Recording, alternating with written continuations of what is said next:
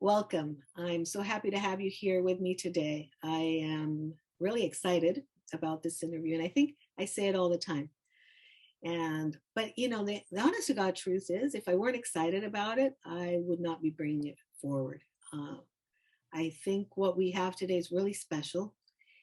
Um, so let me begin. Begin by telling you who we have. Her name is Ritu Kapur.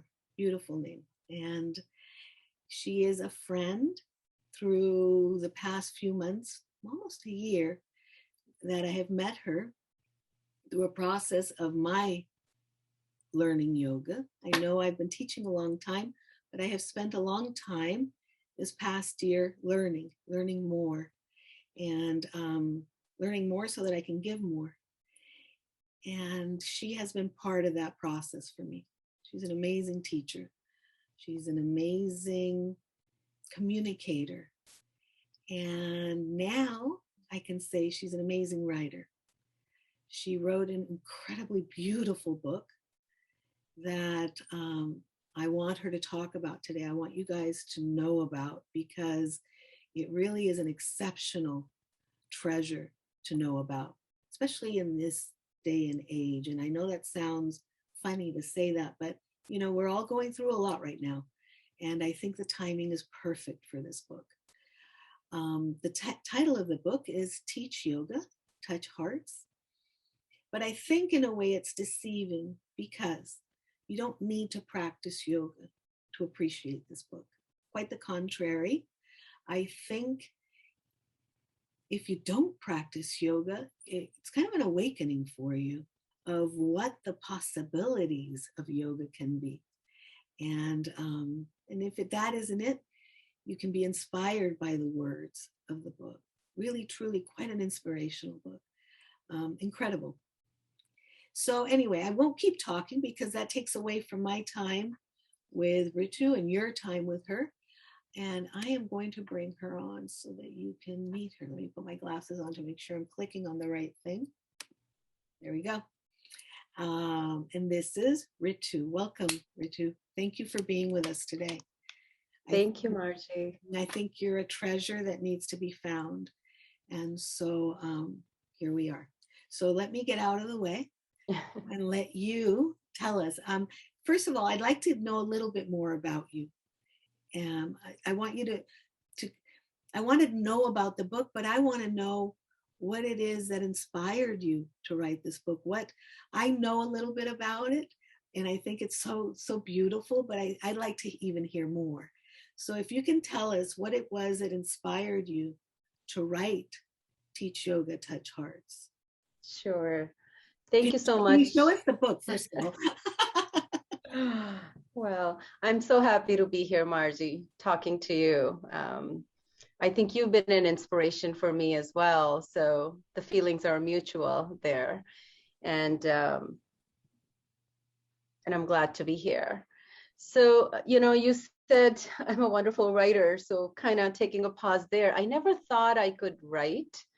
And even in this book, I don't think I have written much, but instead I have gathered the writings by many amazing poets, mystics, yoga teachers, and some poems and prayers from around the world. So writing was always something that I thought was challenging for me, although I have been an avid reader all my life. But the process, the inspiration that you were asking behind the book was an event in Portland, Oregon, where I was attending a yoga retreat in 2017. And going back a little bit from that retreat, I became a yoga teacher 12 years ago, a little over maybe 12 years ago, and I've been teaching since. But when I teach, I wanted to bring something inspiring in every class, not just the asana practice, not just moving the body, although moving the body is a really important thing. But I wanted to bring a little piece of what yoga really is for everybody who knows about yoga a little bit, knows that it's such a deep, profound knowledge. The philosophy of Yoga Sutra, and how vast it is, that even after becoming a yoga teacher, you just touch the waters a little bit at a time, and you take a deeper dive every time you learn more about it. So those are the few pearls of wisdom I wanted to bring in each class. And I had to find a way to do that by reading articles, and I would take a little snippet of some wonderful article that I would find in a journal or in a textbook, and I would read that in my classes. And then I started writing them in my own diary. I started finding maybe more Zen quotes. They didn't have to be exactly yoga based, but anything related to spirituality that would inspire the students in my class. So that collection got a little bit bigger over time, but then I started looking for a book that would do the same for me. So when I was at this retreat in Oregon a few years ago, and we were looking at the books, and I just kind of blurted out, you know what, I'm trying to find this book for so long and I just can't find it. An inspiring book on yoga. And this woman who was standing next to me, complete stranger, she looked up at me and she said, because you are going to write it. So that was like, what, me writing? Because I'd never considered myself a writer. But, there goes the power of inspiring words, just a few words by a stranger. That was like planting a seed. So I never forgot those words. They stayed with me all these years. And I kept thinking I should maybe put something together, but there was never a right time and energy. I have 2 kids, and, I was working full time as I had my yoga studio. Then eventually I left the job. Even then, running around the studio was always quite a bit. But then last year happened, COVID happened, and then all of us had to stay indoors. In a way, that was a great thing, because all those running around in circles had to come to an end. And there was a little bit more time to really go inwards. I think that's when I thought about a book title, although my title changed as I started working with the book. And you were part of that online yoga teacher training program this year. That was a beautiful group that Swami Mahesh brought together. Really wonderful group of international students, beautiful souls who came together. I think that created really nice energy. The day the course finished, we had that last meeting, little Havan we had online. Mm-hmm. I started writing that same day. I had just started something last year, but never went beyond a couple of pages. It was sort of like preface, but not really. But on that day, after the Havan ended in June, I sat down that day for a few hours, wrote, and then I just kept going. Every day I was spending a few hours, whatever time I could take out from, just life that happens between dog and the kids and the kitchen and yeah. So, and it's so beautiful because you say that, and I'm visualizing a woman that has become inspired, and it comes through in that book. It's very interesting. I love that you say that, because it really comes through in the pages of this book. I know you say it's just a compilation, but it's not just a compilation. There are some beautiful passages in that book, but you have woven them together in such a way that you can feel that inspiration. It's not just quotes. It's not just passages from the Vedas. It's not, there is a sense of continuity throughout it, and it's beautifully done. Well, thank you. Mhm. Thank you for taking time to read it. Yeah, of course. Of course, from front to the last page. And let me tell you, um, it has inspired me, Mhm. my meditation class. There was a passage that you talked about the koshas and applying the koshas in meditation. So I thought, wow, what a beautiful, I have done it, but not in the way that you said in the book. Mm. And I did it myself. And I thought, oh my gosh, I have to teach this. And so I did. And Wonderful. yes, we went each kosha. I spent a day on each one of them. It was beautiful. And thanks to you. Thank you. So, yeah. Well, that's my hope that, yoga teachers who know about koshas, chakras, and there are some who may not know about it. I have tried to present it in a fairly easy to understand manner, and easy to not only understand but to share with the students who may know nothing about it, so they can use the words as is or change it to make it their own. And although I had to, I had to really, it was almost a struggle. Who should I address the book to? General public or yoga teachers? And then in the end, I decided that make it niche, let me address it to yoga teachers. And that's why in the title, Teach Yoga, Touch Hearts. Because as teachers, we have, you can say, access or connection with more students. So our outreach is a little bit more than general public. If somebody who picks up the book, they can easily get something inspirational and spiritual out of the book. But if they're not teachers, it stays with them, which is absolutely wonderful. Mm-hmm. But as teachers, we can share it with more people. And so that's why the writing in the book, by the way, this is the book for people who haven't seen it. And the cover is beautiful. Thank And for you. those that don't know, that's Mount Kailash, correct? Mount Kailash, yes. Which is the chakra of the world. Yes, the crown chakra. The crown chakra of the world, yeah. And yeah, beautiful. It's a beautiful. So it feels like I'm talking to yoga teachers, which I am at times. I wanted the book to be in that sense that I'm directly speaking to you or to teachers or to the readers. I wanted that connection firsthand. Well, and I think it came across. Maybe it's directed at teachers. Maybe that was who you had in mind. But I think anybody could read this book, whether they practice yoga or not. Absolutely. Because, for example, we're talking about the koshas, but you go into explaining what each kosha is. So it's, a brief explanation, but enough for somebody to say, oh, wow, so this is what this body is made of, or, this is what she's talking about when she's addressing this.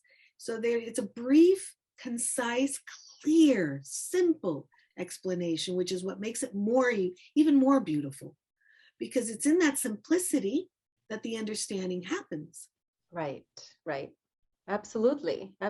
For people who don't know anything about koshas or chakras, where or going back a few chapters about the principles of yoga, which are yamas and niyamas, according to the Yoga Sutras of Patanjali. Just with a quick read, at least they'll understand how much depth there is in the practices that they're doing on their mat. Right. There's a lot behind just moving the body. There's a lot more happening into other dimensions of our being. Yes. And I'm going to reiterate this. It's not just the mat, it's life. It is life. Yes. And so ultimately what we do on the mat is what we would like to carry through in our lives. And so whether you practice yoga or not, this can apply to you because it's what you're doing in your life.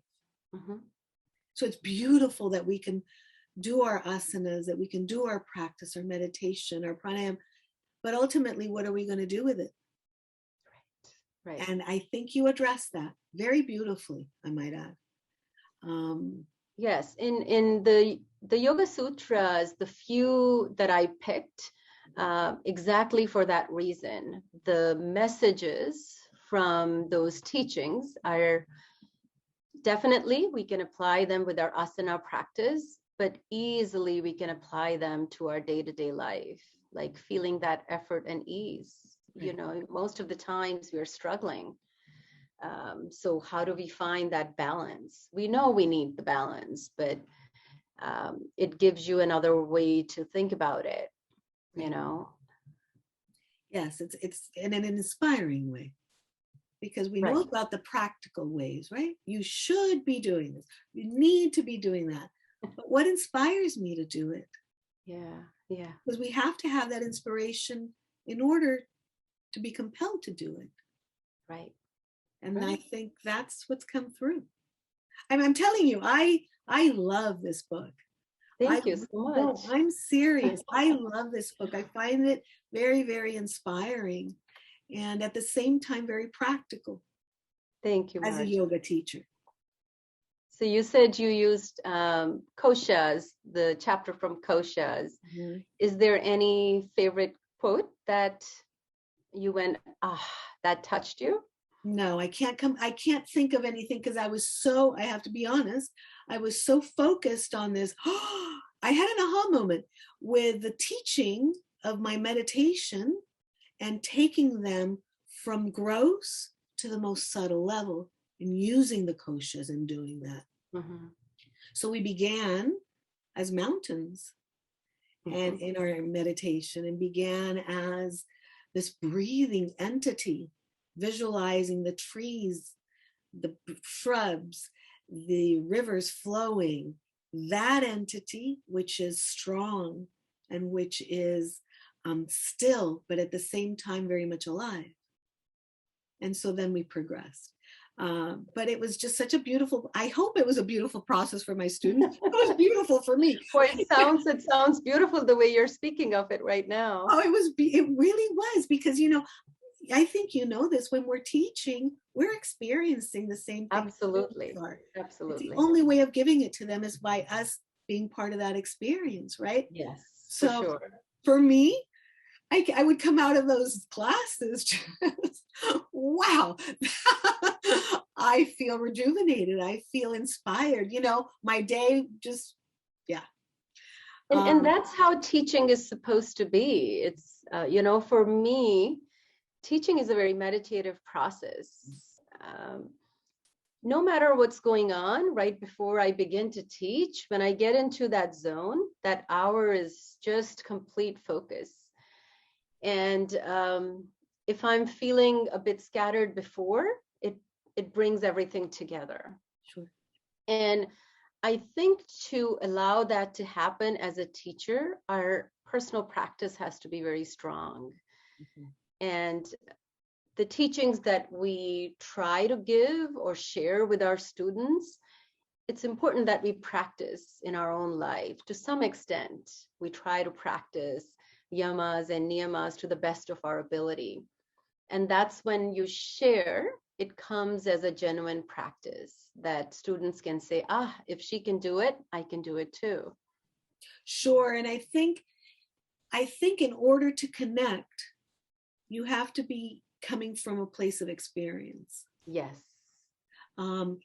Because and it's funny, I had a class with a very young teacher. She had just come back from India, and she was very nervous about me being in the class, because I went with my daughter. It was my daughter's teacher, and my daughter had told her that I was a teacher. I didn't say it because I didn't, it didn't matter, right?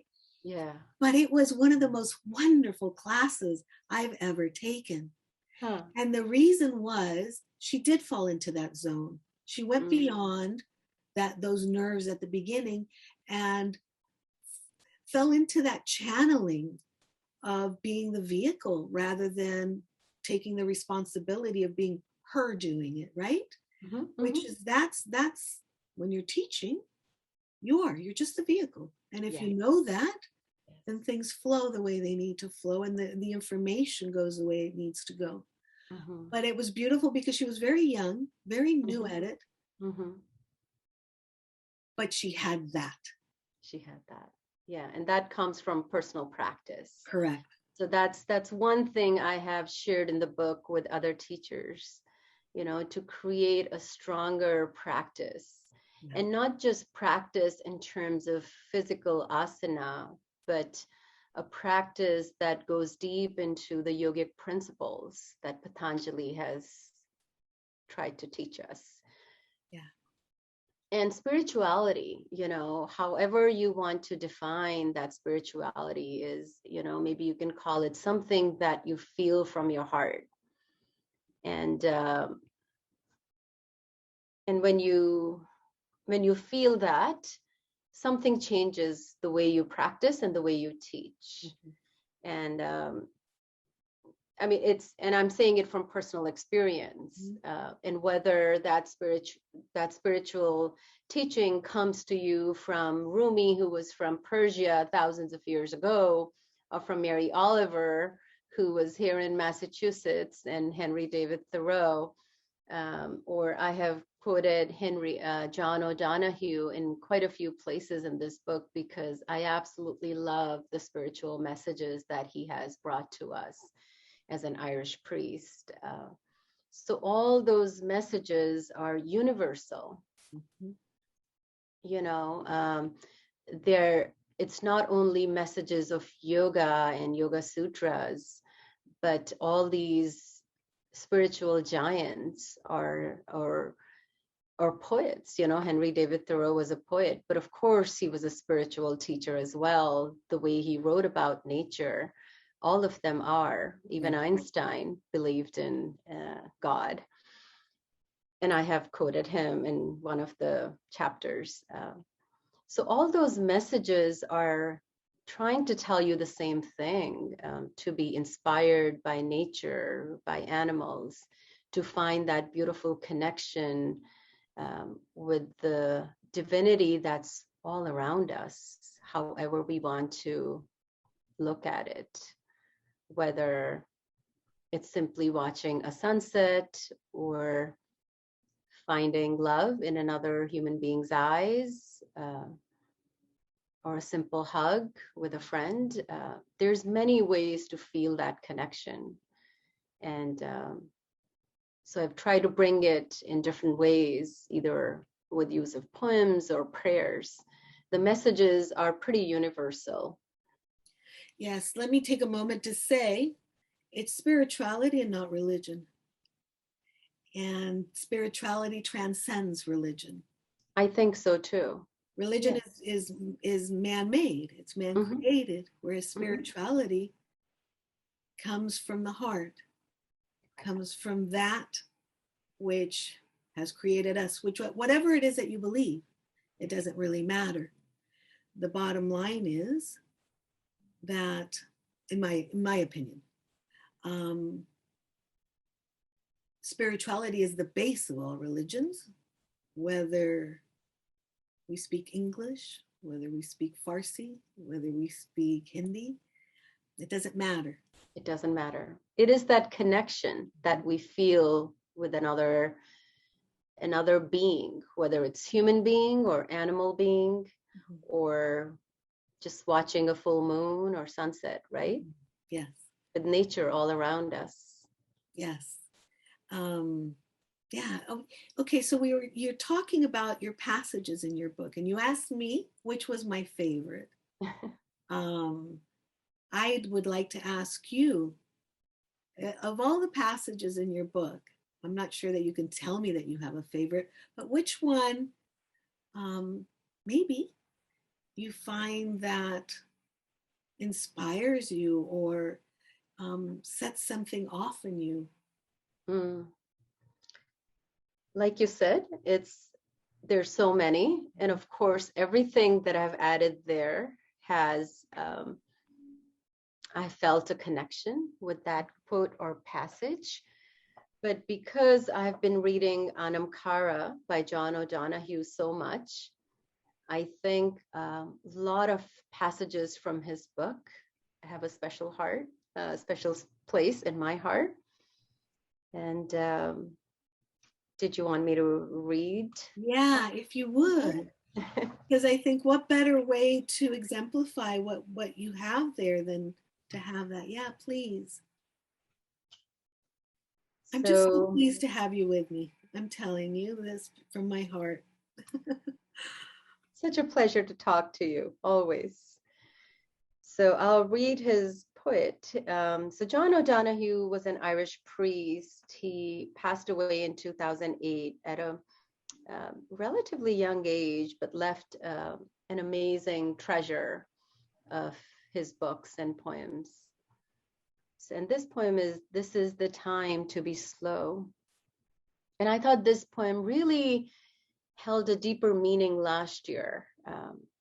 You know, so when I share quotes in my classes, it's based on what's going on in the world around us. Mm-hmm.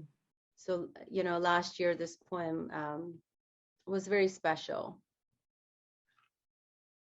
This is the time to be slow. Lie low to the wall until the bitter weather passes. Try as best you can not to let the wire brush of doubt scrape from your heart all sense of yourself and your hesitant light. If you remain generous, time will come good, and you will find your feet again on fresh pastures of promise, where the air will be kind and blushed with beginning.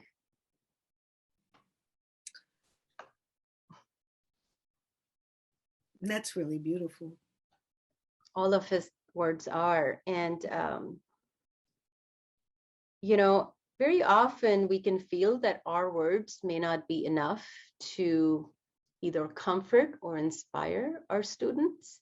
And sometimes just one line can be so inspiring that everything that you want to tell your students, it comes through to that.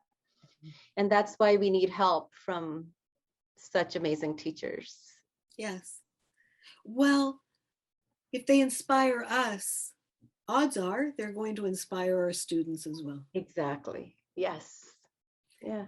And so passing that along is what it's all about, right? Mm-hmm. Passing that inspiration and that tradition and that love, because that's the bottom line. In my experience with yoga, is the bottom line is love. That is true.